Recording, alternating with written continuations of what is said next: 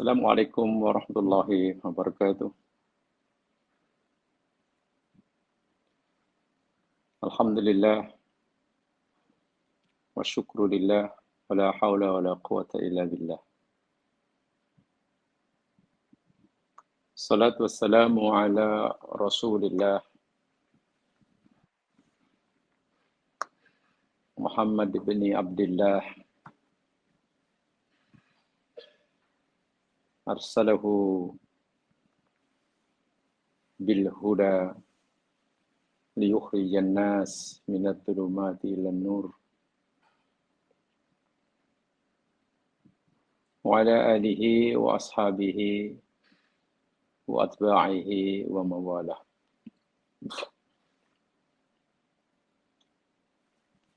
Raditu billahi wa rabba wa bil islami dina wa bi Muhammadin nabiyya wa rasulah. Bismillahilladzi la yadurru ma'asmihi syai'un fil ardi wa la fis sama'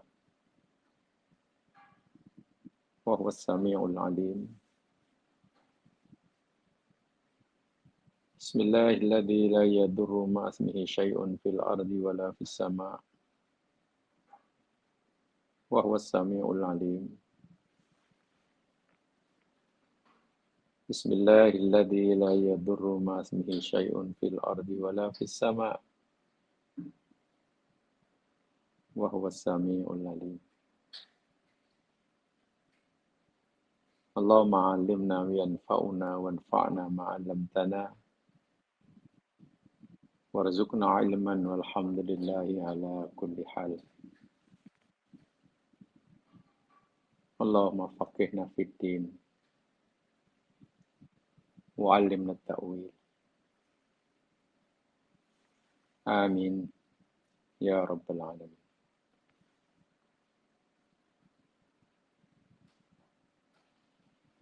Bagi menzahirkan rasa syukur kita pada Allah Subhanahu wa taala, rajin-rajinlah kita mengucapkan kalimat hamdalah. Alhamdulillahi rabbil alamin.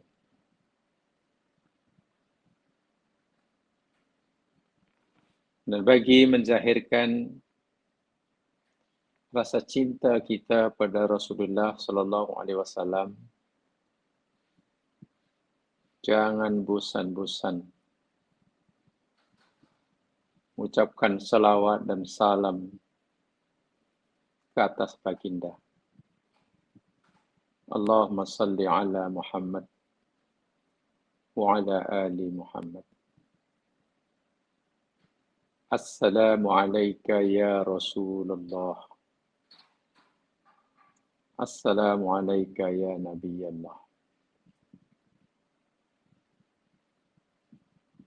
Dan bagi memberkati setiap amal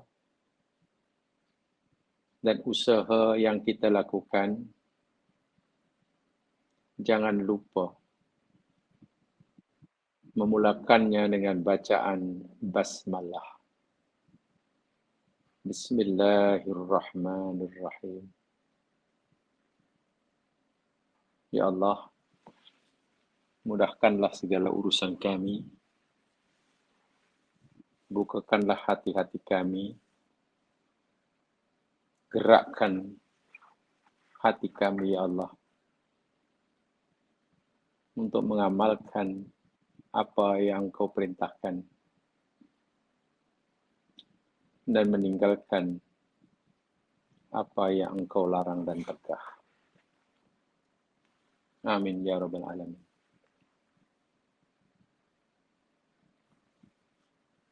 Muslimin, muslimat, saudaraku seiman dan seagama, InsyaAllah kita akan teruskan siri tadabbur kita Surah Yusuf. Hari ini kita akan kaji sama, insyaAllah, mula ayat yang kedua. Mula ayat yang kedua. A'udzu billahi minasyaitonir rajim. Inna anzalnahu Qur'anan Arabiyyan la'allakum taqilun. Inna sesungguhnya kami anzalnahu kami telah menurunkan ia merujuk pada Alkitab, merujuk pada Al-Quran yang Allah sebut dalam ayat pertama.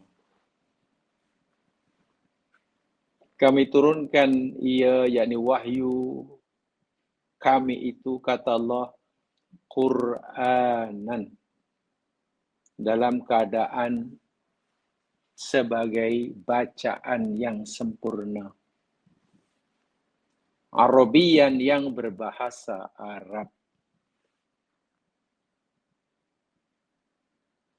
La'allakum, supaya kamu ta'qilun, kamu berakal, ta'akul.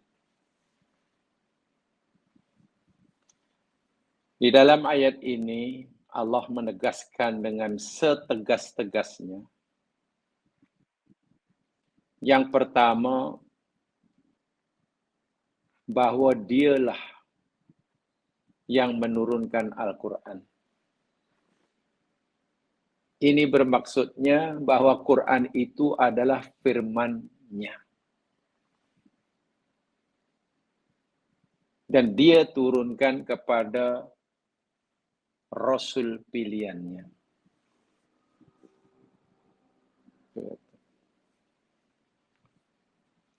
Yang keduanya, ditegaskan juga bahwa kitab suci yang terakhir ini Allah pilih bahasa Arab sebagai bahasa resminya. Bahasa Arab sebagai bahasa resminya. Qur'anan Arabiyyan. Bacaan yang sempurna dalam bahasa Arab yang fasih. Qur'anan di dalam ayat ini bukan bermakna Al-Quran sebagai nama kitab suci, bukan. Tapi Qur'anan dalam ini bermakna bacaan yang sempurna. Kalau ia sebagai nama kitab suci terakhir, ada alif lam. Al-Quran. Saya ulangi. Jika ia sebagai nama resmi kitab suci yang terakhir, kena ada alif lam. Al-Quran. Yasin wal Qur'anil Hakim. Al-Quran. Kalau alif lamnya dibuang, jadi Qur'anun, Qur'anan, Qur'anin, maknanya bacaan yang sempurna.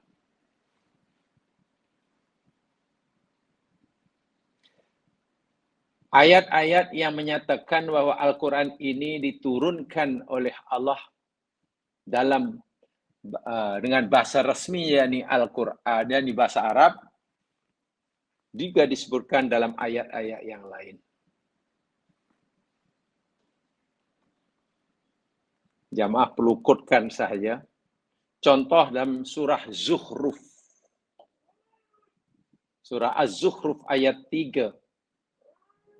Di sana Allah juga berfirman, Inna, bukan anzalnahu, tapi ja'alnahu. Inna ja'alnahu Qur'anan Arabiyya. La'alakum ta'qilun. Sesungguhnya kamilah yang menjadikannya, kitab suci kami yang terakhir itu, sebagai bacaan yang sempurna dalam bahasa Arab, supaya kamu berakal. Itu Az-Zukhruf ayat 3. Demikian juga dalam surah Asy-Syu'ara. Yang maksudkan saya ayatnya, nanti dirujuk sendiri. Surah Asy-Syu'ara ayat 198 dan 199.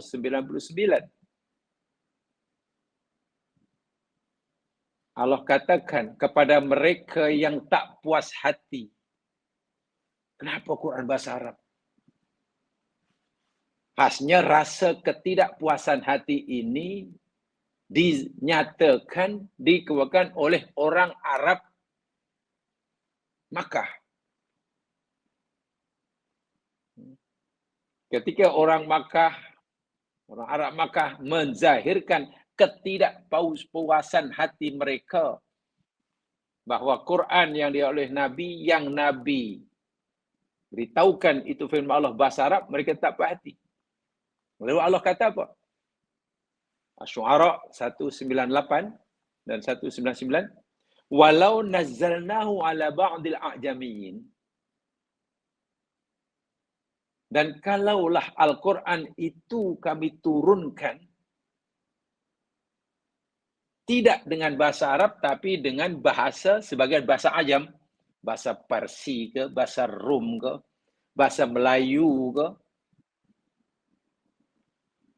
bahasa Hokkien ke, bahasa Tamil ke. Faqara'ahu alaihim, lalu Nabi membacakan Al-Quran yang tidak berbahasa Arab kepada umat Nabi yang berbangsa Arab, maka nubihil mu'minin. Allah kata, pasti mereka tidak mau beriman. Pasti mereka tidak beriman. Iman mana? Faham pun tidak. Bahkan mereka protes lagi. Kalau ia pun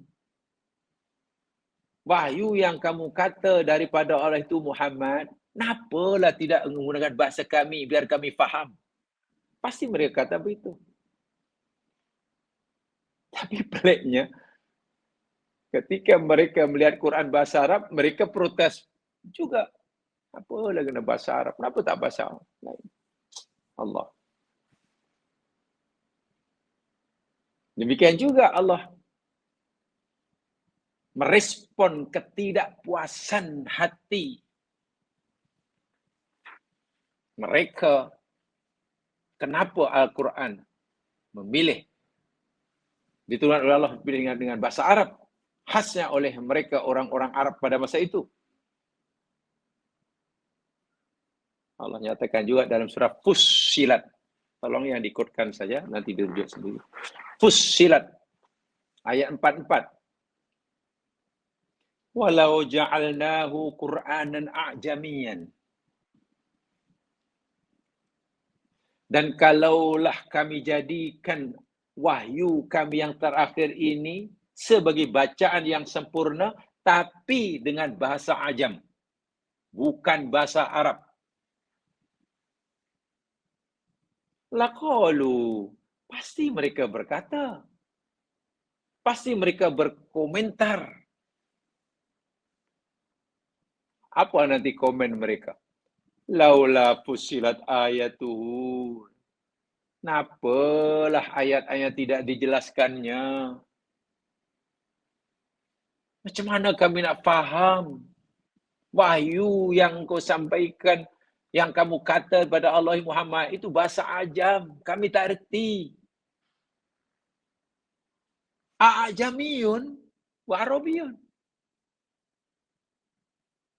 Mana mungkin wahyu yang kamu dapat daripada Allah itu berbahasa ajam, sedangkan ente orang Arab. Allahu Akbar.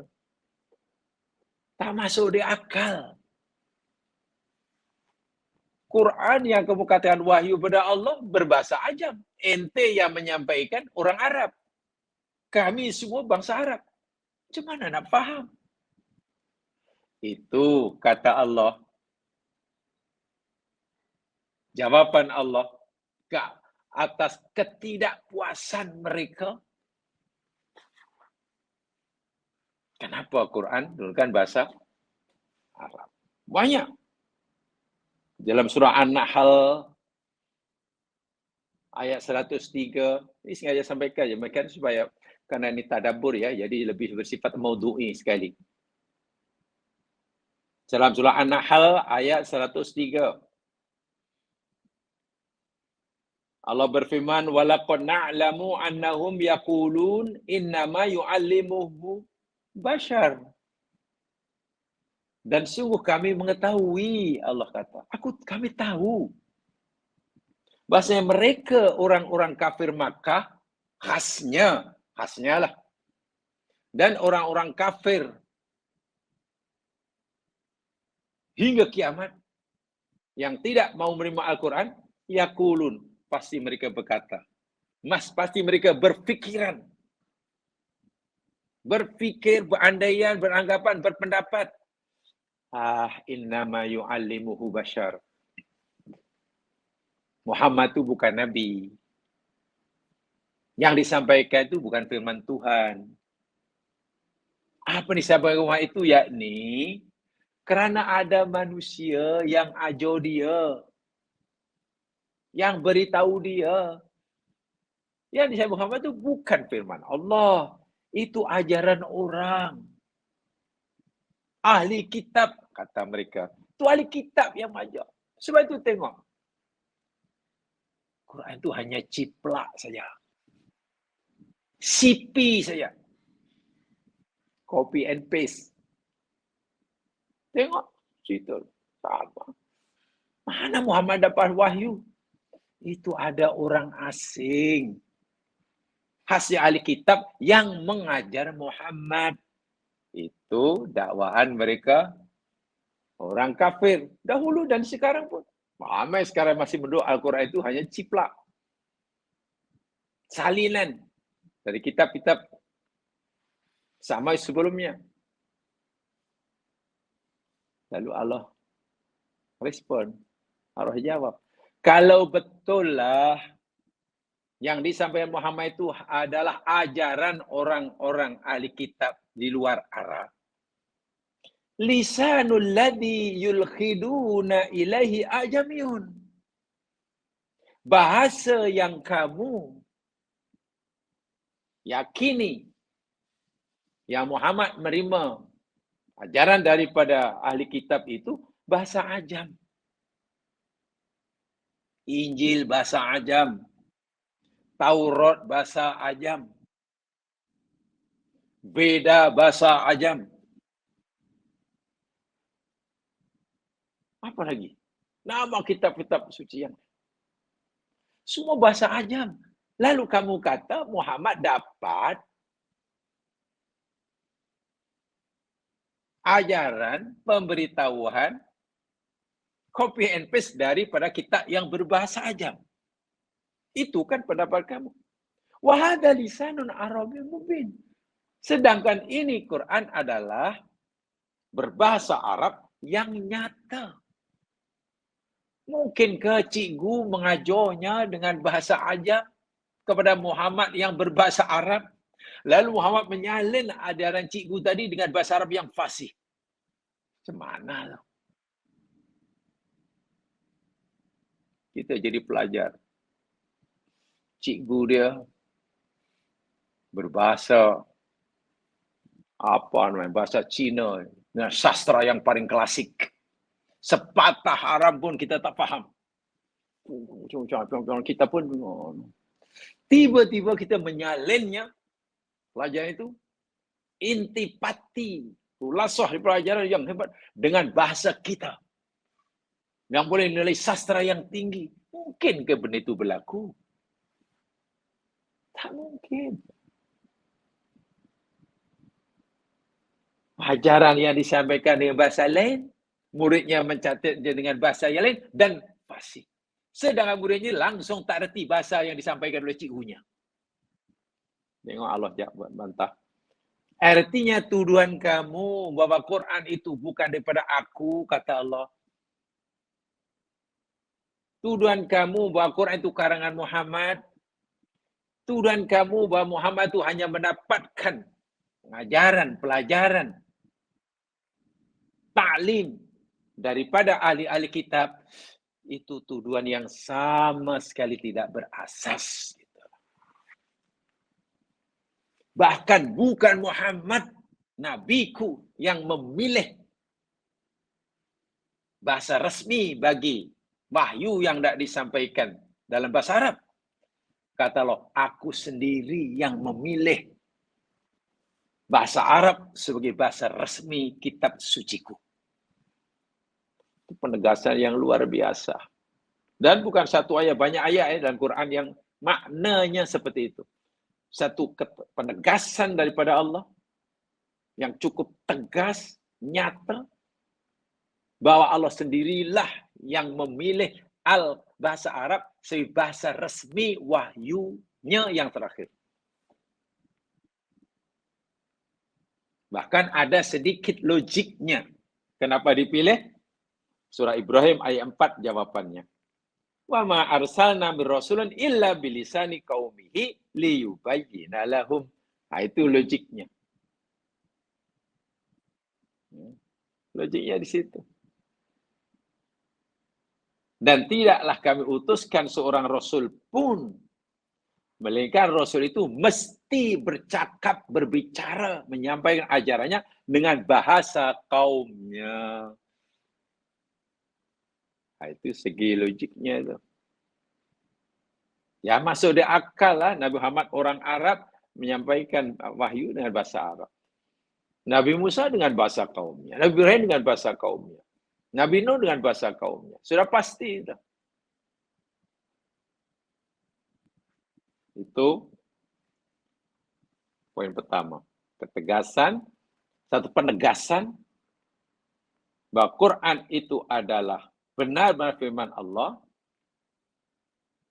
dan Allah turunkan kepada nabinya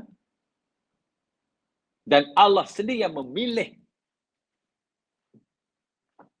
bahasa Arab sebagai bahasa resmi bagi kitab sucinya yang terakhir. Yaitu tuduhan-tuduhan bahwa Quran karena Muhammad, Quran itu diimlakkan oleh ahli kitab, dan lain bla bla bla bla. Tuduhan yang tidak berasas. Tuduhan melulu. Betul. Yang kedua dalam ayat tadi Allah nyata inna anzalnahu, dan ini telah berkali-kali kita sampaikan. Bukan nazzalnahu tapi anzalna. Menunjukkan bahwa ayat ini memberitahu kepada kita cerita tentang turunnya Al-Quran sekaligus. Daf'atan wahidah. Fi lailatul qadr. Min sidratil muntaha ila sama'id dunya. Karena digunakan anzalna. Anzala. Menurunkan sekaligus.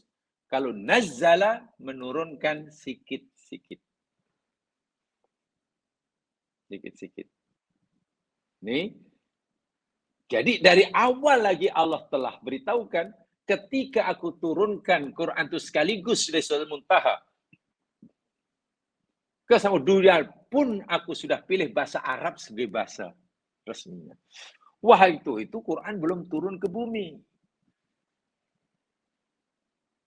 Belum ada orang kenal Quran. Tapi Quran sudah diberitahukan oleh kepada kita, ia berbahasa Arab. Berbahasa Arab. Dan betul, selepas Quran diturunkan oleh Allah sedikit-sedikit pada Nabi melalui Jibril, ikut kehendak Allah, betul-betul dalam bahasa Arab. Mula daripada kalimat pertama, ikra'u, bahasa Arab rupanya. Tidak ada selain bahasa Arab. Ini nanti ada pembicaraan bawahnya insya Allah. Baik, kemudian berikutnya jemaah sekalian, kalau di dalam ayat yang pertama Allah gunakan ayatul kitab, Alkitab.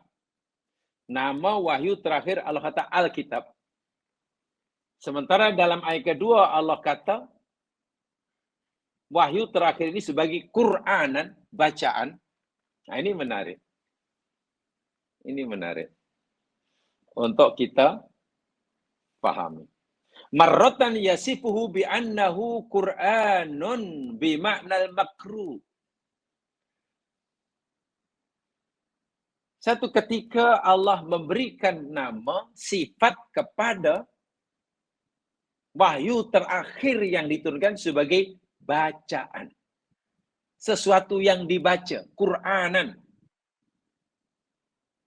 Aibana al-makruh, sesuatu yang dibaca. Wa marratan yasifuhu bi annahu kitab. Dan pada tempat yang lain, Allah beri nama Wahyu yang terakhir sebagai kitab. Apa maknanya ini? Sekejap Allah kata, wahyuku ini aku namakan kitab. Lain tempat pula Allah kata, wahyuku ini aku namakan Quranan. Bacaan. Bacaan. Yang dibaca. Yang ini kitab. Yang sekalian, ini adalah satu mukjizat. Dari segi penamaannya pun sudah memberikan mukjizat. Ini kan maklumat. Jamaah sekalian, kita tahu bahwa Quran itu yakni asalnya ditulis. Daripada mahfuz kemudian ditulis. Nabi menyuruh katibul wahyu untuk merekodkannya. Tulis. Karena waktu itu belum ada kertas seperti sekarang, jauh sekali ada komputer. Mesin type belum ada, ya tulislah apa ada di atas. Kulit kambing ke, pelepah tamar ke, kayu ke, batu ke, apalah. Buat tulisan. Di samping ramai, bahkan majoriti sahabat menghafaznya. Menghafal, simpan dalam dada. Simpan dalam dada. Menghafal apa. Ramai sahabat ni. Sebagai qurra. Betul-betul orang yang menghafal Al-Quran. Qurra.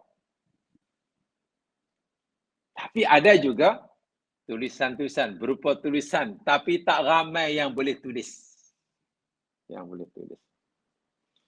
Sehingga Quran yang tertulis itu disebut kitab, karena memang ditulis. Adapun yang dihafal, yang tersimpan hati manusia itu yang bacaan itu. Tapi sedia maklum, hafalan A dan hafalan B, cara baca A dan baca B ini mungkin ada perbezaan. Cara membacanya berbeza. Ini beda. Sama-sama hafal, tapi beza bacanya. Dan ini pernah muncul rupanya betul pada zaman Nabi, mungkin belum ketara. Pada zaman Abu Bakar belum ketara. Bukan belum ada, belum ketara. Pada zaman Utsman, begitu ketara sekali. Perbezaan cara membaca Al-Quran, lebih-lebih lagi Islam sudah berkembang keluar Jazirah Arab. Orang Afrika sudah meluk agama Islam, orang Persia sudah meluk agama Islam, orang Asia Tengah sudah meluk agama Islam, dan mereka ini bukan orang Arab. Yang hafal membacanya tanpa tengok tulisannya. Yang tak hafal tengok tulisannya, itu pun belum ada barisnya macam mana. Bisa. Nah, untuk menyatukan qiraah, cara membaca dan bla bla bla bla, mesti ada tulisan. Ditulis, dikumpulkan tulisan-tulisan itu, lalu dibuat satu Quran panduan, Quran rujukan. Nah, ini namanya Alkitab. Memang Quran itu tertulis. Tapi Quran bukan hanya berupa tulisan, mesti Quranan, makruh, dibaca. Walaupun mungkin membacanya tidak melihat tulisan, karena sudah hafal. Tapi kalau hanya hafal saja, Quran hanya ada dalam dada manusia saja, sementara tidak ada yang berupa tulisan, itu tadi. Problemnya adalah bukan mustahil akan ada perbezaan. Paling tidak perbezaan membacanya. Paling tidak mungkin, ya, sedangkan kita maklum, perbezaan qiraah sedikit sebanyak pasti akan mengakibatkan, menimbulkan perbezaan makna. Macam mana? Itu nilai mukjizatnya ya. Saya bagi ini aja secara umum saja. Perbezaan qiraah akan menyebabkan perbezaan makna. Coba kalau tidak ada tulisan, macam mana nak rujuknya? Jadi tulisan itu sebagai salah satu alat untuk menyatukan perbezaan tadi. Sebab itu Quran Allah kata, wahyu terakhir Allah kata, disebut Al-Quran boleh, karena itu mesti dibaca, letak dalam hati, dan disebut Alkitab. Saya nak satu contoh ya, contoh ya, masih kasih satu je ya, supaya ya dapat apa yang saya sampaikan tadi. Coba jamaah lihat di dalam surah Al-Maidah. Ya, karena saya tidak boleh berdialog ini, hanya saya anggap saya berdialog sajalah. Coba jamaah lihat dalam surah Al-Maidah.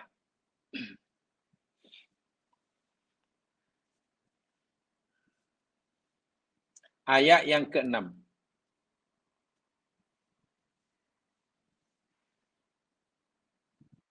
Surah Al-Maidah ayat yang ke-6.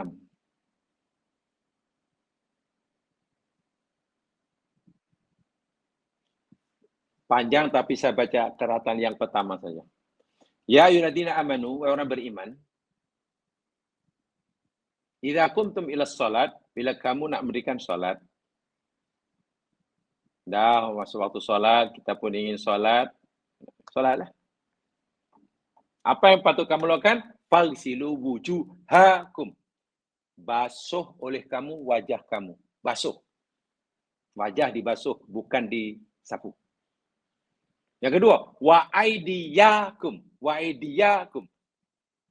Dan tangan-tangan kamu. Tangan pun dibasuh. Tengok. Wujuha wa aidiya. Sama-sama fathah kan? Saya masukkan. Maknanya wajah kena basuh, tangan pun kena basuh. Bisa faham ya? Ila marafiq hingga siku. Ini tengok lepasnya. Wamsahu biru'usikum. Wamsahu dan sapu oleh kamu kepala kamu. Ru'us kepala, bukan rambut. Situ orang ada rambut ke tak ada rambut ke, botak ke rambut panjang, sapu kepala. Bukan sapu rambut. Kalau sapu rambut, maknanya orang tak ada rambut, tak payah sapu dah. Atau orang yang rambutnya panjang, teruk nak wuduk. Rambutnya 5 meter. Pernah digunting dari kecil. Tak ada. Nah ini dia. Wa arjulakum ila kabain. Arjula. Di baris atas. Arjula. Dan akan kaki-kaki kamu ilal ka'bain hingga buku lali. Baik, saya nak tunjukkan sikit saja. Quran pada dahulu, pada masa dahulu, belum ada baris. Tidak ada baris. Sahabat ramai yang menghafalnya dalam hati. Quran, makruh. Sebagian ada yang tak hafal membacanya karena sudah ada tulisan, kitab. Tapi walaupun ada tulisan, tak ada baris. Nuktah pun tak ada. Bukan mustahil mereka akan berbeza membacanya. Bukan mustahil. Contohnya ayat ini. Okeylah, kalau kita yang belajar nahwu, pasti sudah tahulah, wamsahu bi ru'usikum. Dibaca ru'usi, baris bawah kan ada ba. Ya, majrur dan ba kan. Wa itu waw ataf. Arjulakum itu maktuf. Masalahnya maktuf alaihnya mana? Kalau maktuf alaihnya ru'us, sebenarnya bi ru'usikum wa arjulikum. Kan begitu. Ru'usikum wa arjulikum. Tapi dikatakan wa arjulah. Kalau dibaca wa arjulikum, itu maktufnya kepada ru'us, ru'usi.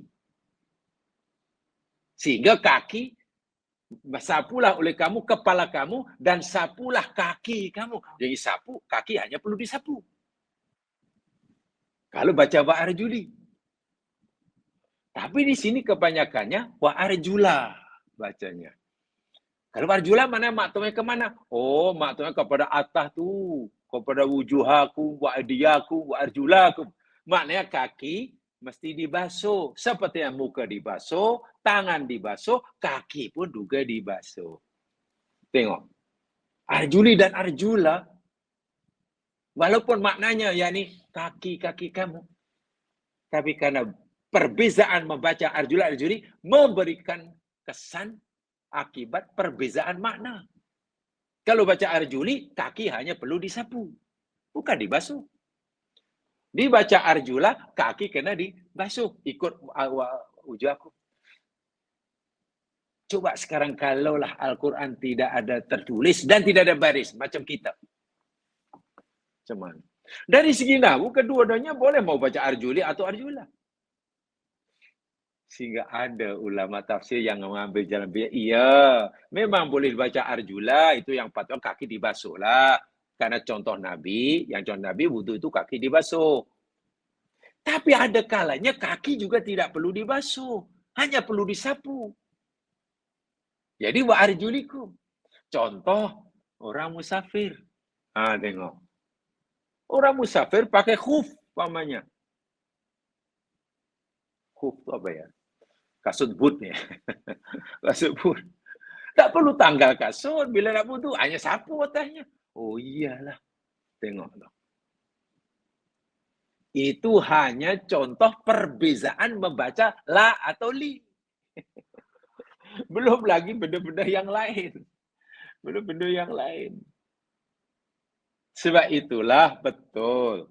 Semua hafaz dalam hati. Namanya Quran. Tapi yang hafal dalam membaca akan hafalan, ada perbezaan membacanya. Macam mana supaya dapat dikurangi perbezaan itu? Ya kena ditulislah. Kitab. Tulis. Itu Nabi suruh tulis dahulu dalam pelepah tamar, tak ada masalah. Mereka hafal, mereka ada yang boleh baca.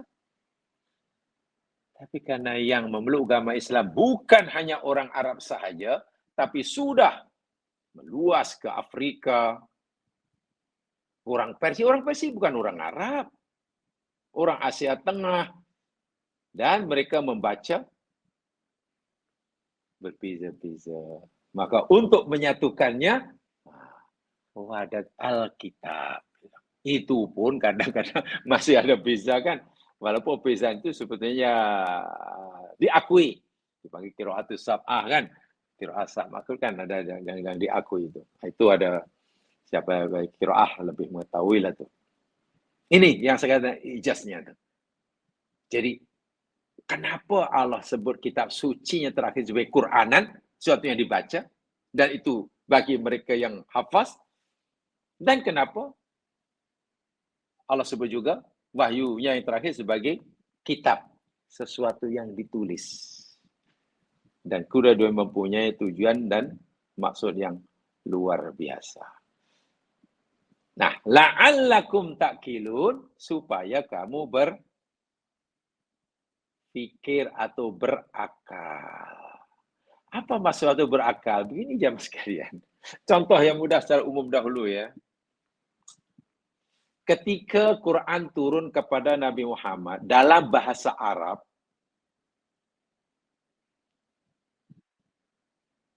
dan mereka semua orang tahu bahwa Nabi Muhammad ini bukan seorang sastrawan, bukan ahli bahasa, bahkan dikenal ummi, tidak pernah mempelajari satu kitab pun, tidak pernah membaca, mengkaji satu tulisan pun.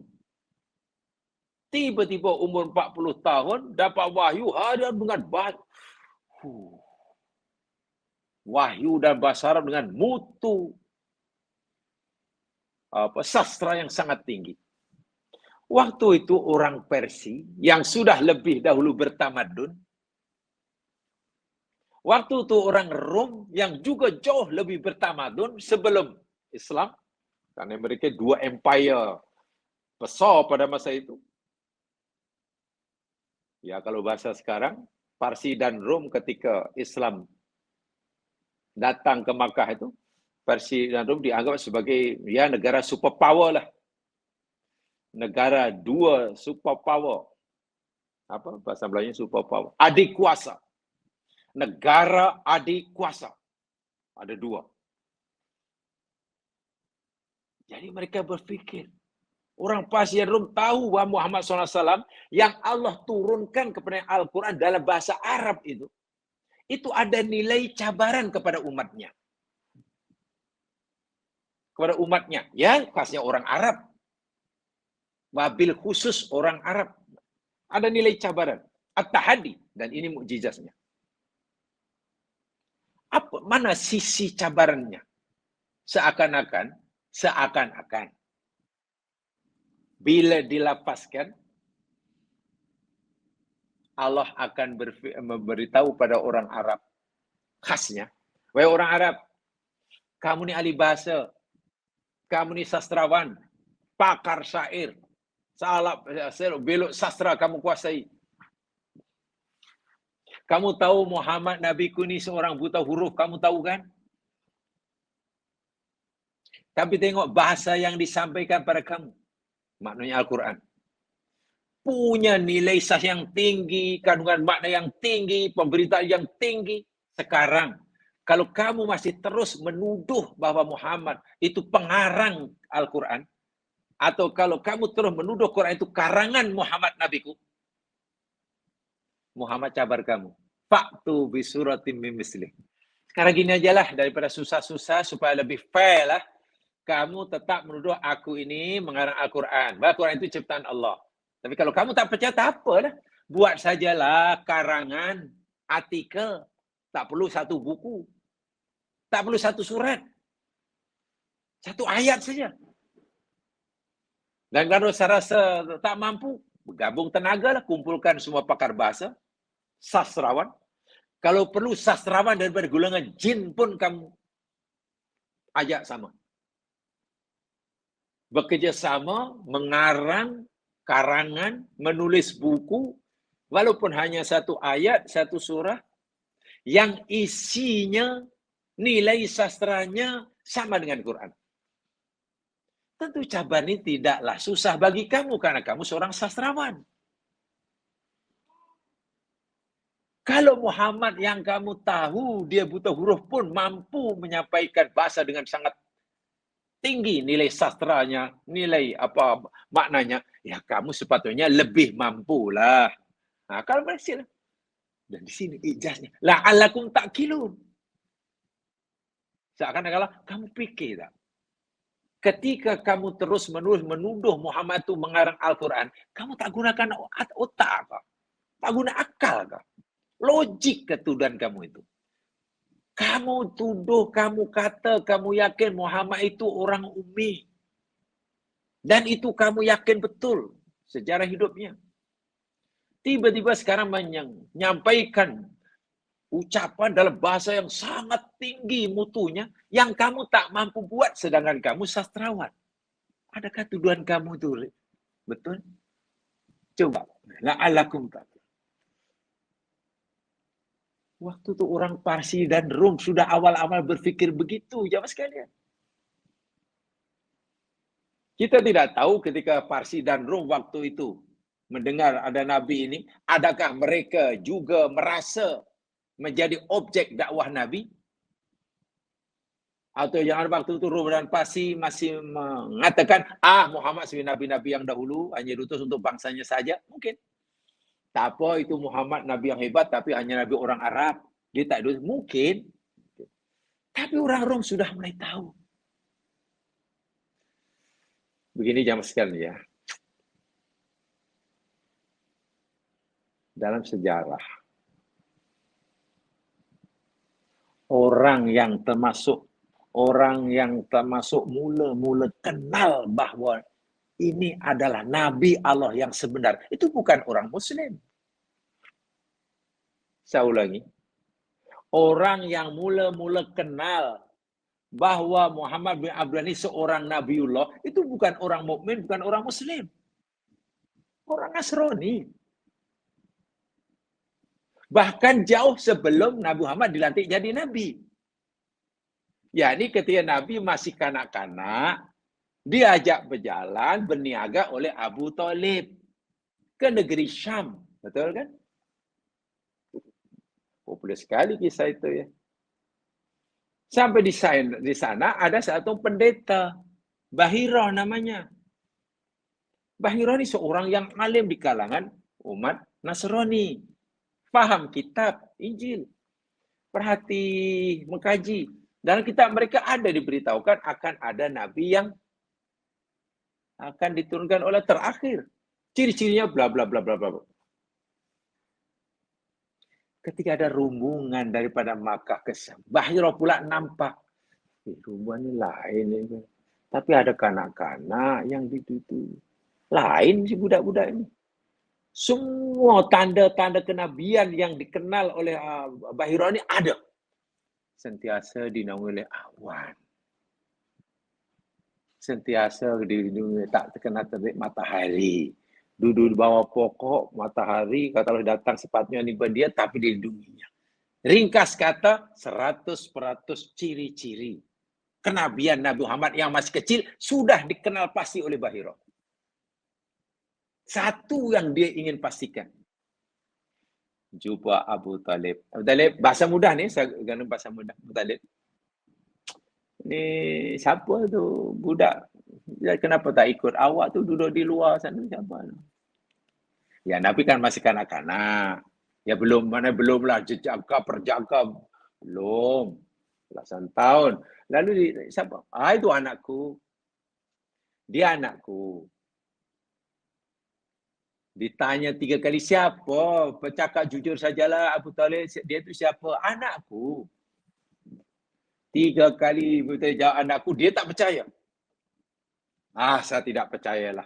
Sepatutnya engkau sebagai tua rombongan, ketua kaum tak patut berbohong. Tak bohong. Kenapa kamu kata itu anakku? Lalu Abu Talib pun akhirnya jadi ingin tahu, kenapa yang kau nak tahu sangat siapa dia itu?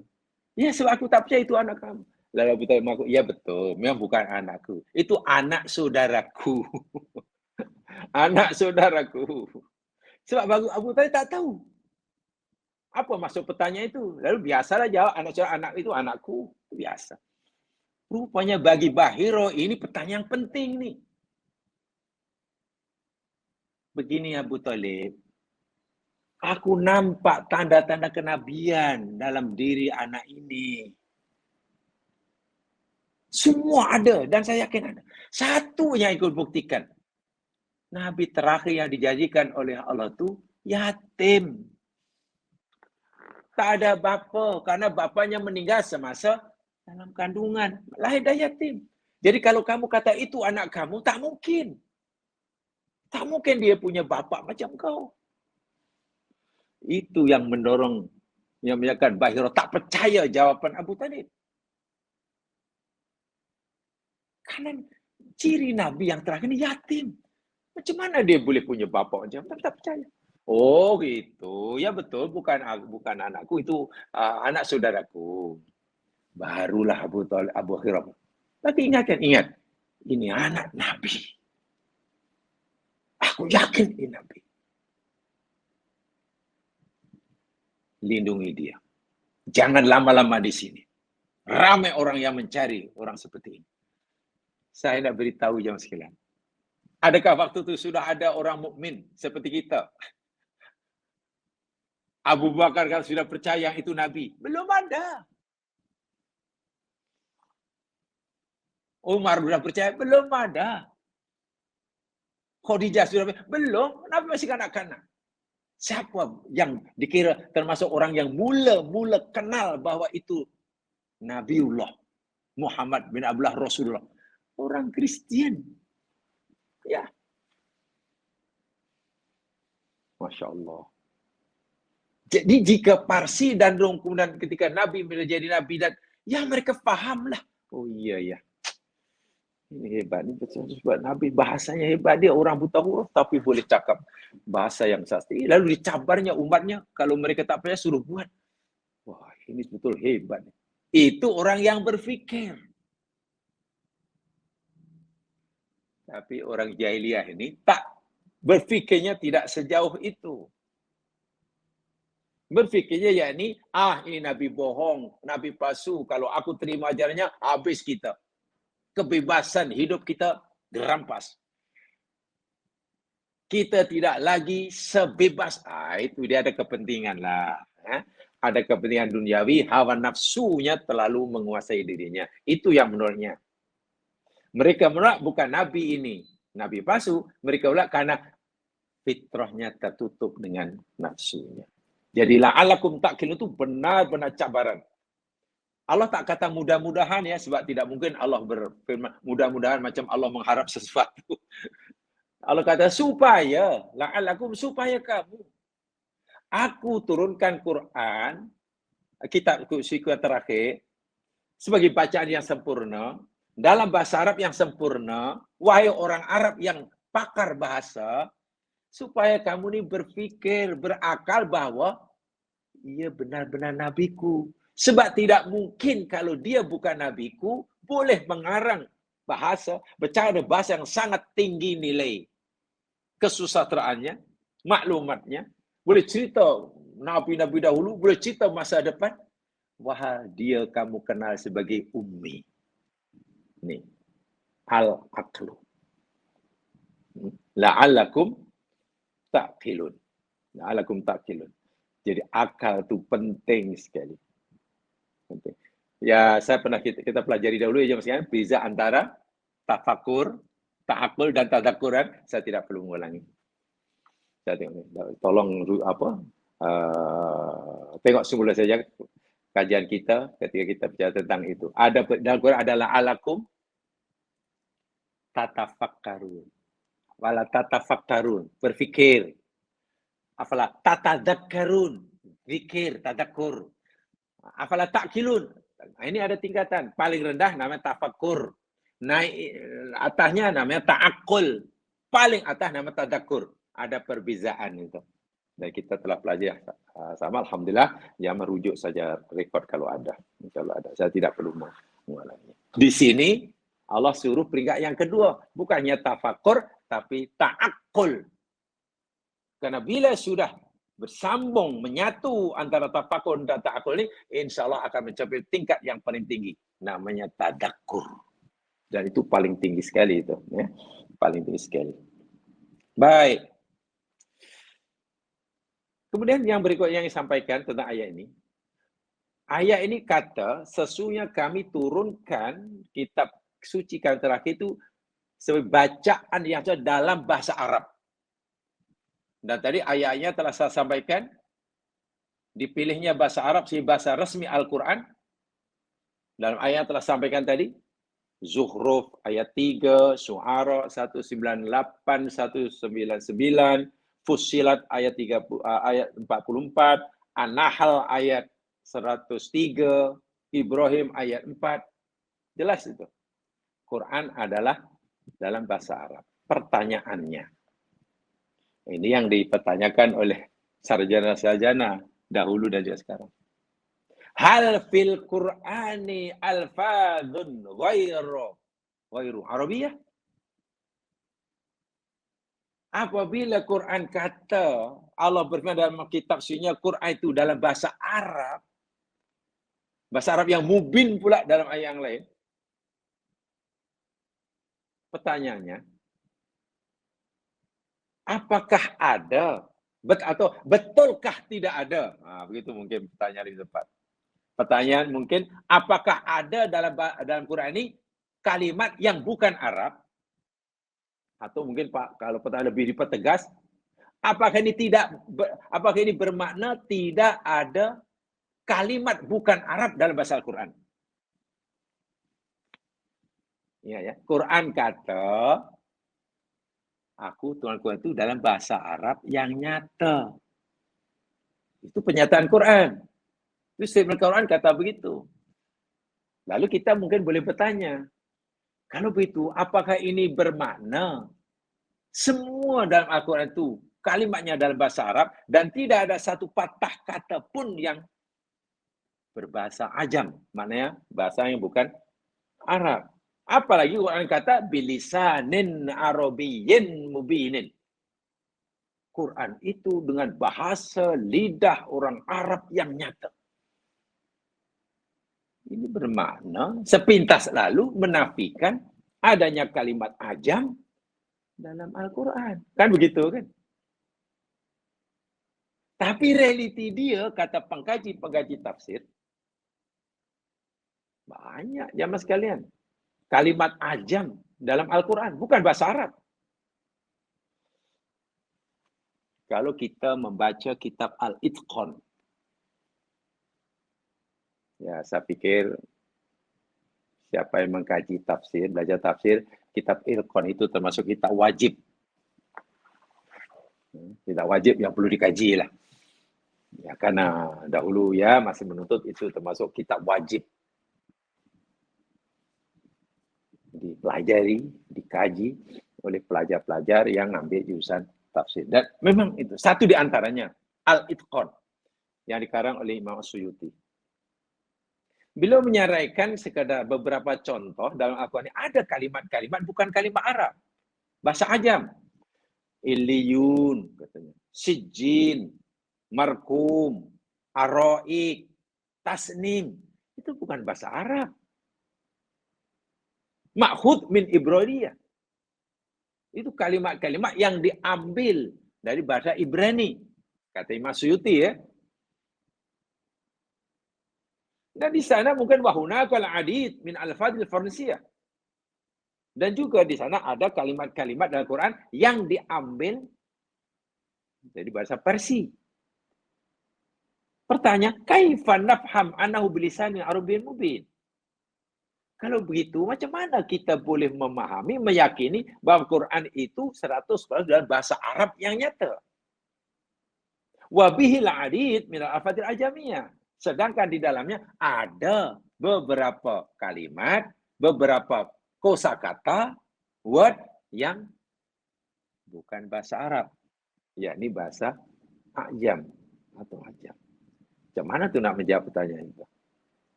Di satu sisi kita wajib yakin akan firman Allah, Quran itu dituliskan dengan bahasa Arab yang fasih. Tapi di sisi lain, kenyataannya, realiti dia, menurut kajian ulama-ulama tafsir, ada pula kalimat Ajam. Macam mana dia nak jawabnya?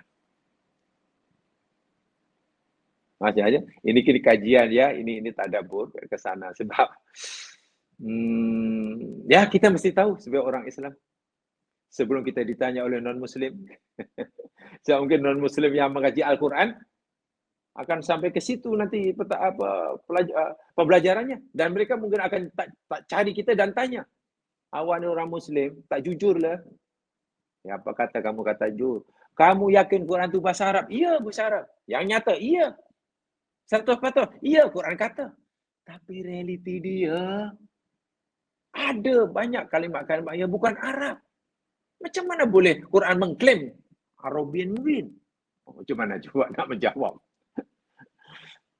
Jamaah sekalian, di sini ada beberapa jawapan yang diberikan oleh ulama-ulama kita.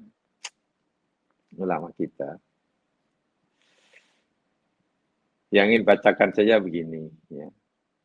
Ajma'al ulama ala annahu laisa fil Qur'ani kalamun murakkabun min alfadin ajamiyah. Ulama berijma' bahwanya di dalam Al-Quran ini tidak ada kalamun murakkabun min alfadin ajamiyah. Tidak ada ayat jumlah yang tersusun daripada lafaz-lafaz atau kalimat-kalimat ajam. Ayat ya, kalam. Kalau kalimat ada, diakui. Tapi ayat, satu ayat kata macam Bismillahirrahmanirrahim, itu kan ayat. Alhamdulillahirabbil alamin, itu Arab. Qul huwallahu ahad. Dalam Quran tidak ada kalam atau ayat yang tersusun, terbentuk daripada kalimat-kalimat ajam. Itu yang disepakati. Wa ajma'u ala anna fil Qur'ani asma'un a'lam ajamiyah. Dan ulama juga sepakat bahwa dalam Al-Quran ini ada nama-nama alam, isim alam yang berbahasa ajam. Isim alam. Ya, isim alam itu seperti nama orang, nama tempat, nama benda, itu namanya isim alam. Saya yakin lah jamaah belajar kaidah bahasa Arab tahulah isim alam. Nama kucing, itu isim alam. Nama tempat, nama kita, nama orang, nama jalan, itu isim alam. So, itu ada Nuh, Lut, Israel, Jibril, itu namanya isim alam. Dan itu disepakati ulama, itu memang bahasa ajam, bukan nama Arab. Nuh bukan orang Arab kan? Bukan orang Arab. Tuh. Jawapan pertama oleh.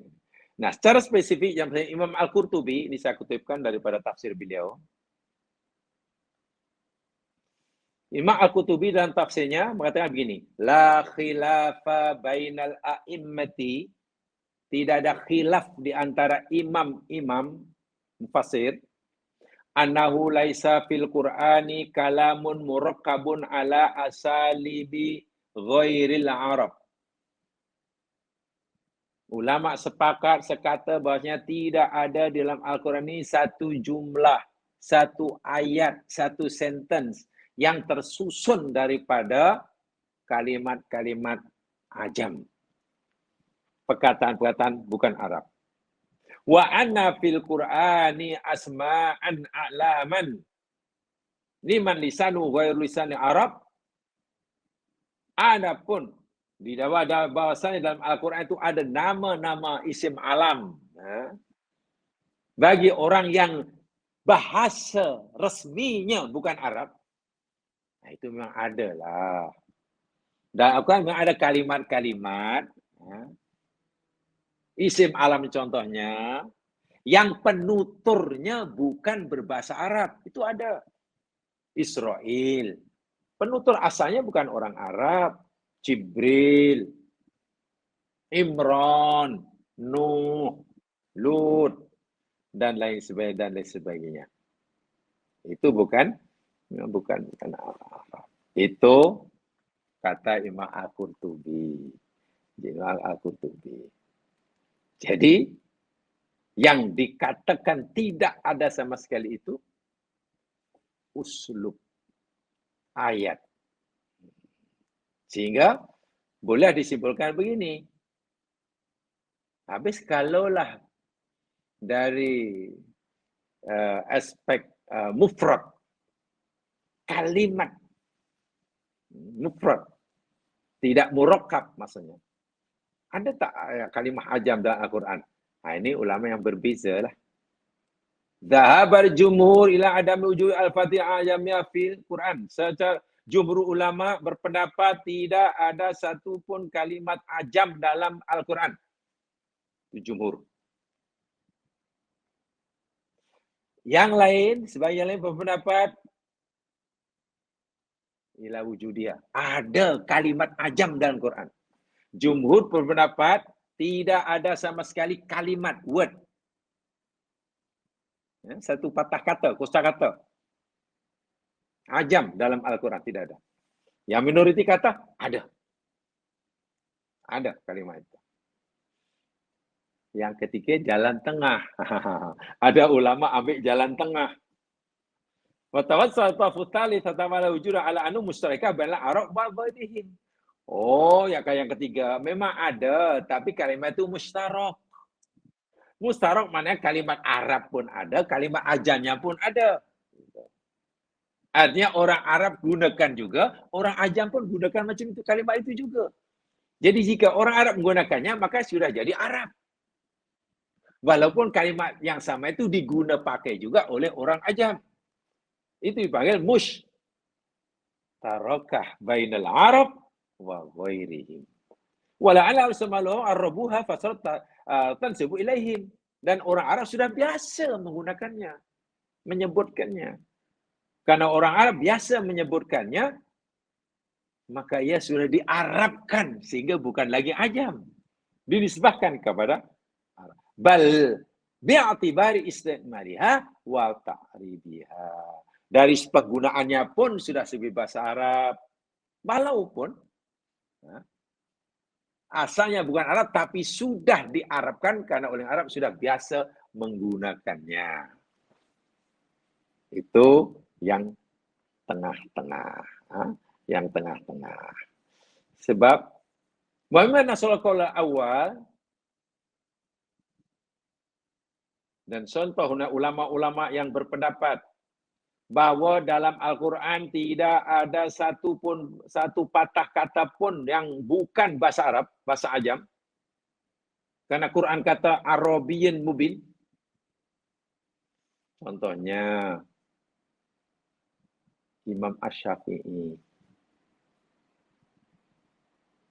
Imam At-Tabari, Itu berkeras. Tidak ada. Mana ada kalimat ajam dalam Al-Quran?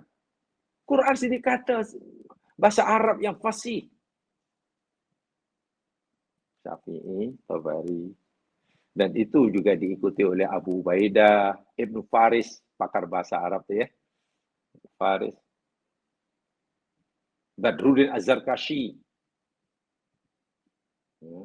Pengarang kitab apa itu? Al-Burhan fi Ulumul Quran. Beliau juga sependapat dengan Imam Syafi'i. Alasannya apa? Alasannya jelas. Dalam Quran banyak. Surah Asy-Syu'ara, tolong rekodkan. Ini Surah Asy-Syu'ara 192 hingga 195. Itu alasannya Imam Syafi'i. Kedua, Surah Ar-Ra'du ayat 37. Ketiga, Surah Asy-Syura ayat 7. Surah ayat 7. Keempat, Surah Az-Zukhruf ayat 3. 5, Surah Az-Zumar ayat 28. Itulah ayat-ayat yang dijadikan alasan dan dalil oleh Imam Syafi'i At-Tabari dan ulama yang mengikutinya bahwa dalam Al-Quran ini tidak ada satu patah kata pun yang bukan bahasa Arab. Yang bukan bahasa Arab. Semuanya adalah jelas bahasa Arab. Adapun yang berpendapat dengan pendapat kedua, dalam Al-Quran ada kalimat yang bukan Arab ada. Ada mufasir yang kata itu ada. Contohnya Ibnu Athiyah.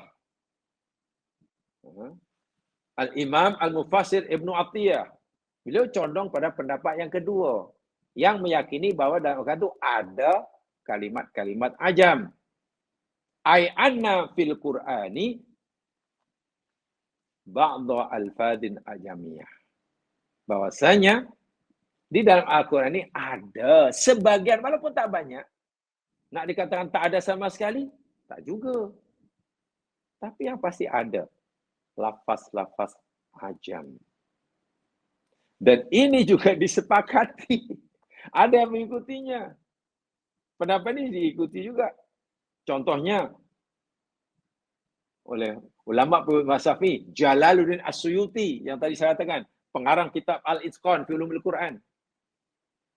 Jalaluddin As-Suyuti, pengarang kitab Al-Itqan fi Ulumul Quran, itu berpendapat, menyokong pendapat Mufasir Ibnu Athiyah, meyakini bahwa ada kalimat-kalimat ajam.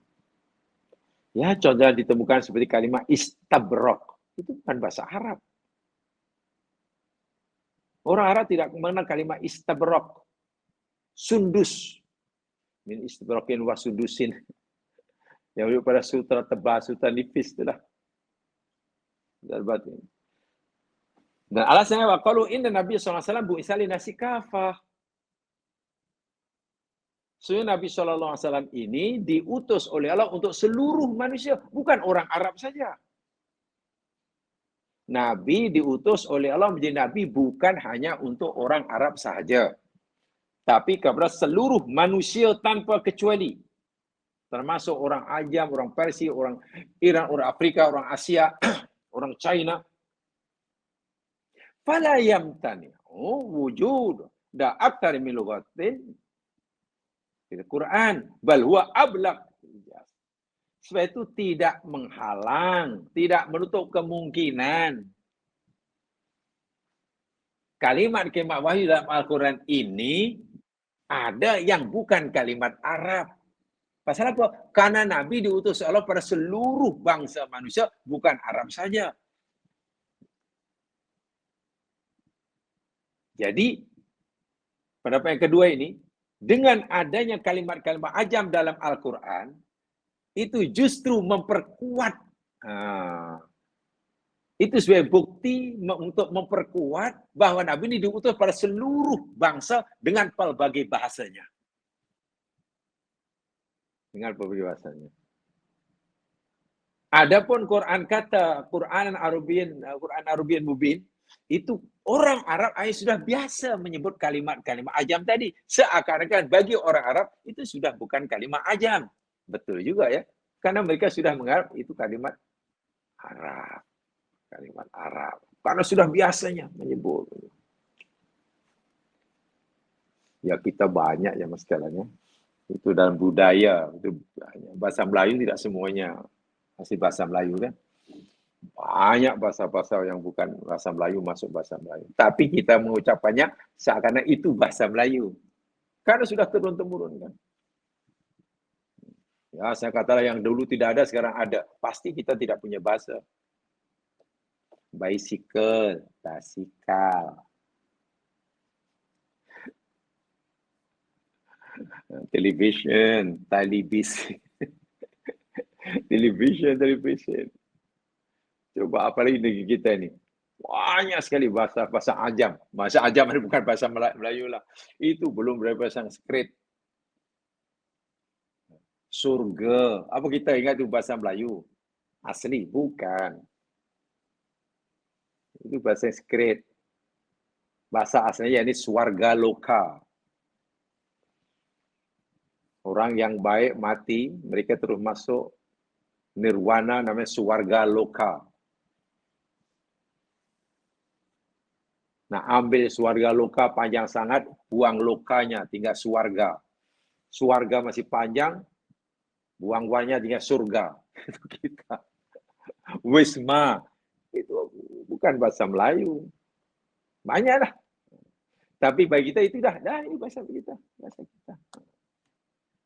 Begitu alasannya. Walau itulah di kalangan ulama sendiri pun berbeza pendapat ya mas kan antara memahami. Tapi kita perlu tahu yang setuju mana, apa saja itu perlu sekali. Dan saya pikir cara belajar itu lebih baik. Artinya kalau dalam satu masalah agama ada 2, 3 atau 4 pendapat yang berbeza, sewajarnya, sepatutnya kita berusaha mengetahui kesemua pendapat yang berbeza tadi, 4 tadi. Jangan tahu satu saja, lalu kita pastikan itu yang benar, yang tak sama dengan yang salah. Itu bagi saya kurang bijak. Kalau 4, sampaikan 4. Bab apa saja. Tapi kadang-kadang orang tak begitu. Dia pikir yang satu mesti benar, yang tak sama walaupun belum tahu, pasti salah. Wah, bukan begitu. Belajar yang baik. Satu masalah, tapi itu ada kata 2, 3, 4 pendapat yang berbeza, usahakan kita mengetahui kesemua tadi dengan dalil mereka masing-masing. Selepas itu kita suruh pilih yang terbaik. Kan begitu kan? Itu Quran surah Az-Zumar yang suruh. Fabashshir ibadil ladina yastami'unal qaul fayattabi'una ahsana. Muhammad, beri kabar gembira pada hamba-hambaku. Hambamu yang mana ya Allah yang berhak dapat kabar gembira darimu? Oh, alladzina yastami'unal qaula fayattabi'una ahsana. Mereka yang mau mendengar, sengaja mencari dengar. Itu mana belajarlah. Bukan yang mendengar, sengaja mencari dengar. Kalau mendengar, mana minta maaf karena kita tak peka. Ini sengaja cari-cari. Oh, dengar itu, dengar ini. Baca itu, baca ini, baca itu, ini. Buku dibaca, semuanya ditampung. Kalau ada 5 lah. Dalam satu masalah ada 5 pendapat, tampung semuanya. Dalil-dalil mana.